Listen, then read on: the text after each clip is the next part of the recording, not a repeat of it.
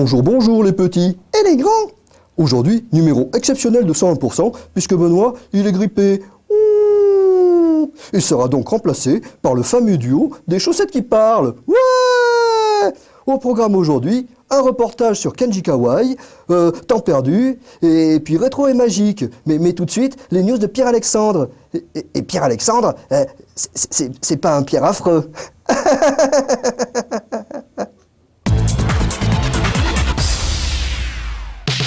En septembre 2007, 5 millions de foyers français, soit 1 sur 5, possédaient une console de jeu portable. Ces chiffres édifiants, communiqués par l'Institut GfK et Médiamétrie, traduisent une évolution importante de ce marché qui a connu une augmentation de 27% par rapport à l'année dernière. Parmi les personnes interrogées, 1,5 million d'entre elles ont même affirmé posséder plusieurs modèles de portables. Disponible depuis cet été au Japon et aux États-Unis, Dragon Heroes Aria sortira également en Europe au mois de février prochain. Ce RPG, développé sur PSP par Nippon Ichi Software, repose sur un scénario assez classique. 6 dragons permettent au monde appelé Gredia d'y préserver la paix. Mais un mystérieux dragon noir, pas franchement gentil, va perturber ce fragile équilibre. C'est alors qu'un chevalier, Valen, décide de s'employer à repousser la menace. I still owe you for saving my life. So I want to help. Can I go with you? Ah, now I'm really getting hot. Okay, guys, let's move!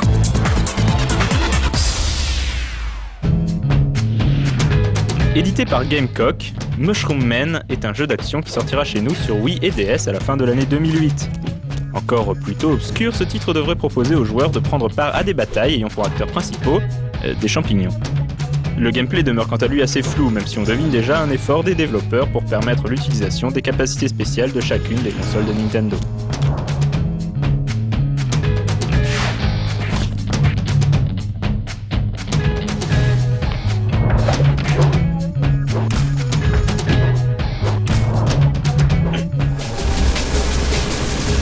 Sun Age est un jeu de stratégie en temps réel à l'univers futuriste qui mise principalement sur les spécificités des différentes races proposées.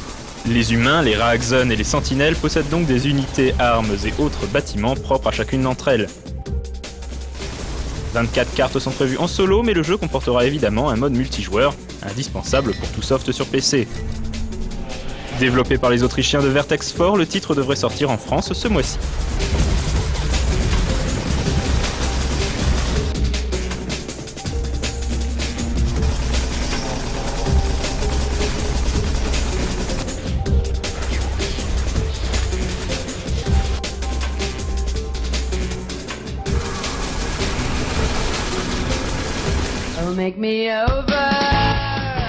Voici quelques images de Rock Band, le concurrent tant attendu du célèbre Guitar Hero. Le jeu aura notamment pour particularité de proposer aux joueurs de chanter grâce au micro, mais également de jouer de la guitare ou de la batterie. À cette diversité au niveau du gameplay, il faut ajouter la quarantaine de morceaux disponibles de groupes mythiques comme les Rolling Stones ou encore Deep Purple. Le titre sortira aux États-Unis le 20 novembre prochain sur Xbox 360 et PS3. Les joueurs PS2 et Wii devront en revanche attendre plus longtemps.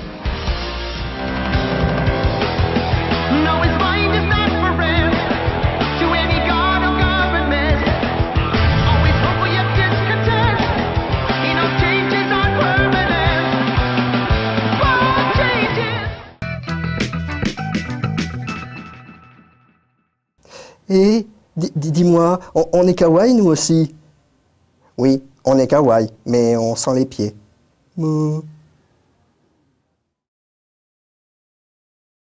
Les 27 et 28 octobre dernier se tenait au CNIT de la Défense à Paris Manga Expo, une convention.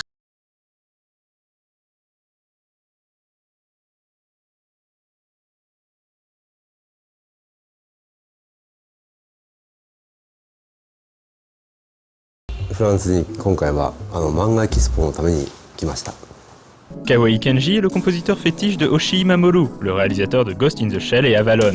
Mais c'est aussi le compositeur des musiques de Ranma 1/2, divers projets de Pat Labor, Vampire Princess Miyu, ou bien encore des films Ring et Darkwater de Nakata Hideo. Nous avons voulu en savoir un peu plus sur son travail et à quelle occasion il est rentré dans la profession.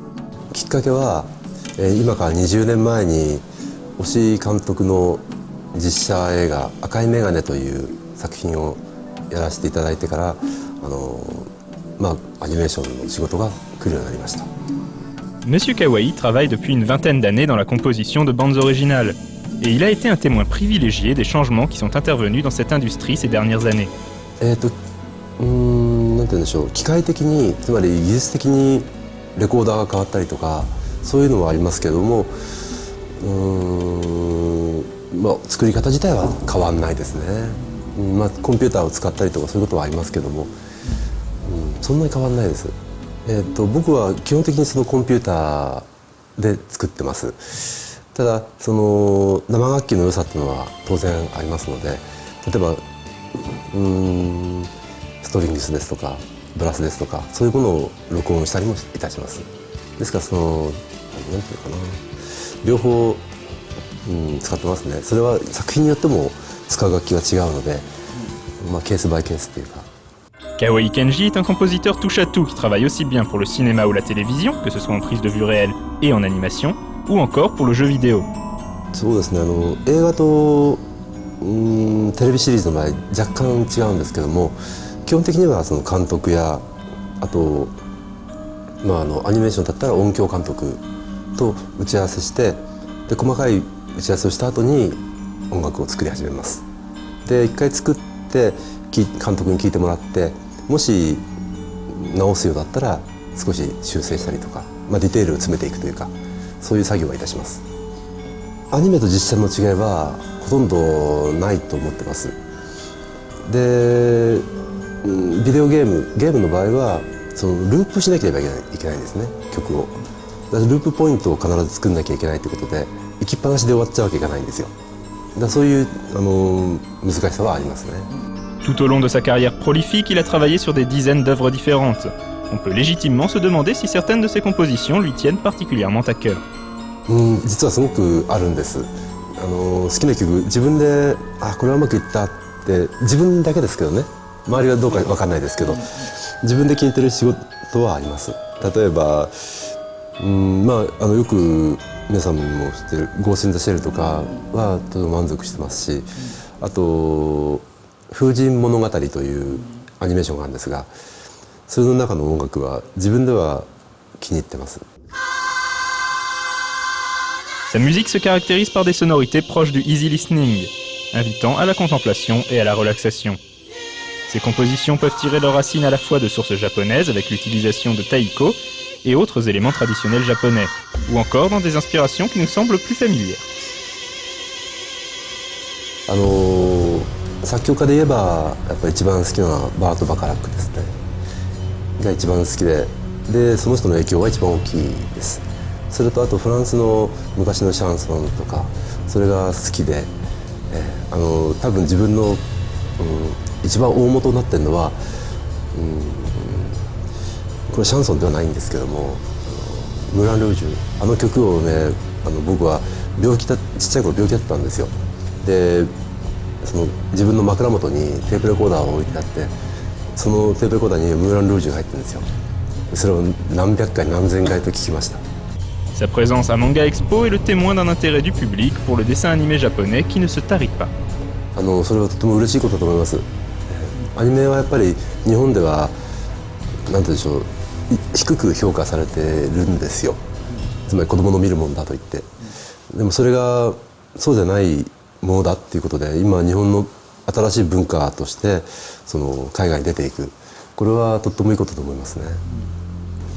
ノールライフをご覧の皆さん、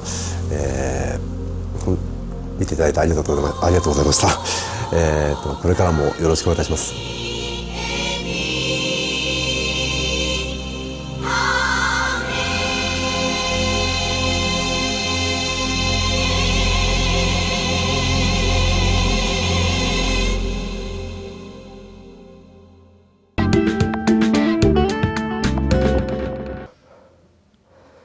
Moi, j'aime pas trop l'émission qui vient là maintenant, mais on est obligé de la présenter. Oui, c'est Temps perdu de Nicolas Robin. On n'aime pas trop ça parce que en fait, c'est des trucs sur PC et taper sur le clavier, ça nous fait mal au nez.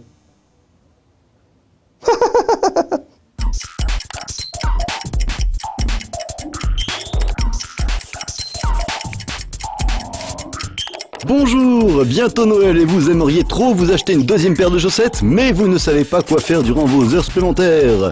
Bienvenue dans Temps perdu. Le jeu de réflexion fait sans nul doute partie des genres les plus représentés sur le net. Alors, on y trouve les grands classiques comme par exemple la bataille navale avec Battleships General Quarters. Alors on pose ses petits bateaux, on tire, bon, un coup dans l'eau, boum, ouah, il a quand même porte-avions. Bref, rien d'original. Territory Wars, quant à lui, invente un concept super trop nouveau. Au tour par tour, des petits personnages agressifs se balancent des coups de pied et des grenades sur la tronche jusqu'à anéantir l'équipe adverse. Bon, c'est clairement un pompage total de la très célèbre licence Worms, et au-delà de l'intérêt qu'on peut y trouver, il reste tout de même à savoir s'il ne serait pas plus intéressant de jouer au jeu original. David Scott travaille quant à lui depuis fort longtemps sur son Flash Circle Tower Defense. Vous devez défendre votre château des invasions ennemies. Pour cela, il faut disposer tout le long de votre muraille des tours de défense aux effets variés.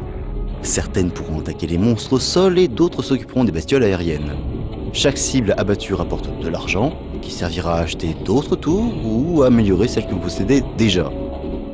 C'est bon, c'est speed et ça peut durer une bonne demi-heure. Les jeux d'aventure sur le net, ça n'est pas si fréquent. Il est donc vivement conseillé de se jeter sur Something Amiss. Ce point and click particulièrement sympathique vous place dans la peau d'Alice Shelter, qui après un examen de routine se réveille dans un hôpital désert. Efficace, plutôt pas moche, l'aventure réserve quelques bonnes surprises. Seule petite déception, le jeu étant toujours en cours de développement, on arrive assez rapidement à la fin du second chapitre. Mais courage, le troisième ne devrait plus tarder. Et puis, en attendant, n'oubliez pas, pour gagner plus, jouez plus.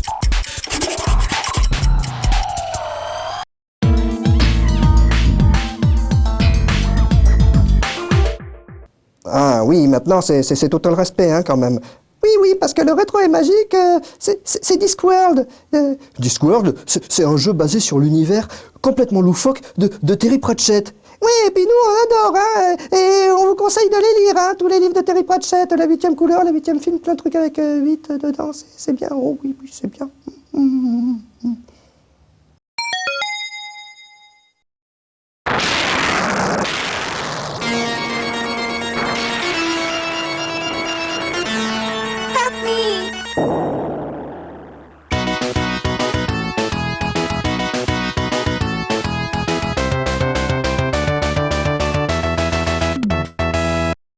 Les Annales du Disque Monde font partie des incontournables de la littérature de fantasy. Sous la plume de Terry Pratchett, cet univers burlesque a acquis une popularité phénoménale à travers le monde. Il n'est donc guère étonnant que des jeux vidéo soient consacrés au Disque Monde qui se déplace dans l'espace sur le dos de 4 éléphants juchés sur le dos d'une tortue stellaire. Après un jeu d'aventure en mode texte sorti dans les années 80, The Color of Magic, ce fut le studio Perfect Entertainment qui reprit le flambeau au milieu des années 90.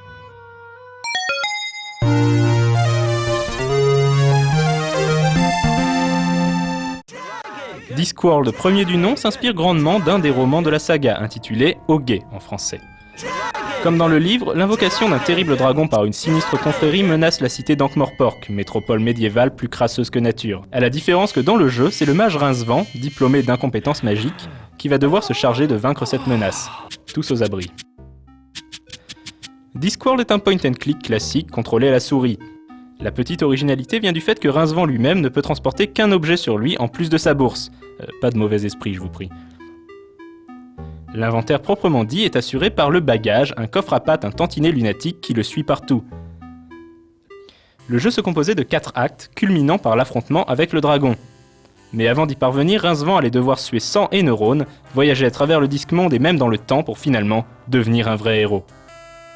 Le gros défaut de Discworld était sa difficulté. Humour nonsense oblige, il n'était pas rare de ne pas comprendre la logique tordue qui présidait à la résolution des énigmes. Avoir lu les livres était clairement un plus. A noter que c'est Eric Idle, ancien Monty Python, qui prêtait sa voix à Rincevent dans le jeu. What about the gate? Aren't you going to guard it? Oh, who gives a monkeys?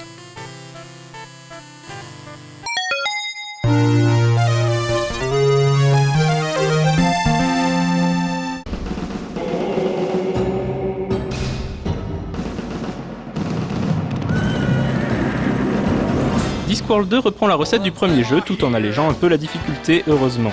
And they're all completely dead. On retrouve donc Rincevent avec une nouvelle lourde tâche sur les bras. En effet, la mort a disparu. Dit comme ça semblerait presque une bonne nouvelle, sauf que voilà, en son absence, les défunts ne décèdent plus, et les morts vivants commencent à envahir les rues avec des revendications sociales. Rincevent va devoir retrouver le faucheur et lui redonner le goût de... vivre quoi. Et au passage sauver le Disque-Monde d'une invasion d'elfes. L'intrigue pioche une fois de plus dans les romans existants pour proposer une aventure toujours plus délirante. Graphiquement, le titre est plus fin et le doublage est encore une fois de très grande qualité. Si en version originale on retrouve Eric Idle qui nous gratifiait même d'une chanson hilarante en introduction, la version française n'était pas en reste puisque c'est l'immense Roger Carrel qui interprétait Rincevent. Non, je crois que c'est soudé dans le sol.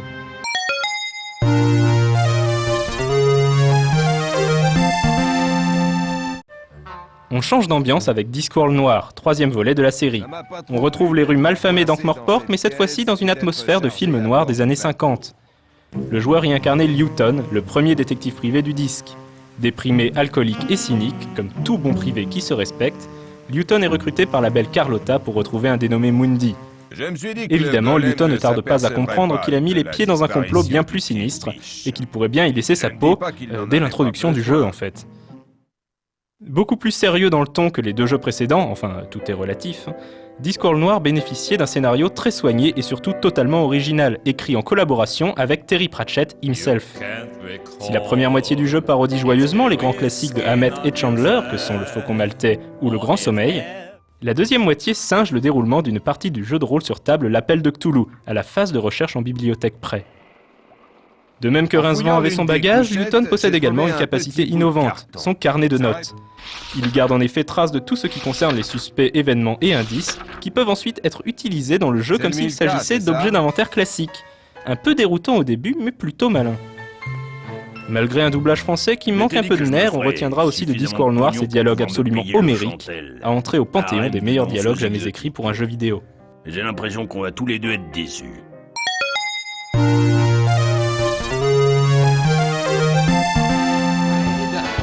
Avec leur humour irrésistible, leurs intrigues lunaires et leur univers décalé, les annales du Disque-Monde ont une place de choix dans la culture geek.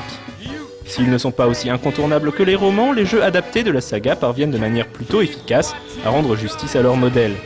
Quant à Discworld Noir, plus qu'une simple adaptation, c'est un chapitre de la saga à part entière, et en tant que tel, il s'impose comme le meilleur des trois jeux.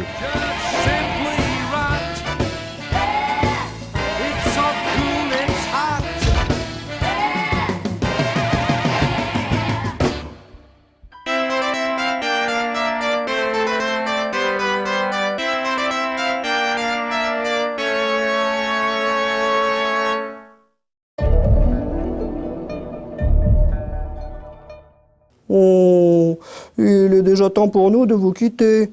Oui, on va retourner dans notre tiroir. Demain, c'est Davy. Et après-demain, c'est Benoît, s'il est guéri. Ouh, j'espère qu'il va aller mieux, hein. Oui, nous aussi. Au revoir à tous. Peut-être à bientôt. Ou à jamais. Au revoir.